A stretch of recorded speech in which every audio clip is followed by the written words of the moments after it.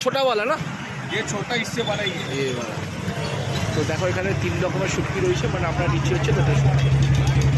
শুটকি মাছটা এদিকে জলে, গরম জলে ধুইয়ে দেওয়া হয়েছে, মানে চুবিয়ে রাখা হয়েছে যাতে এখানে পেঁয়াজ, লঙ্কা, টমেটো, আদা, রসুন আর হচ্ছে সমস্ত করে কুচি কুচি করে কাটা হয়ে গেছে।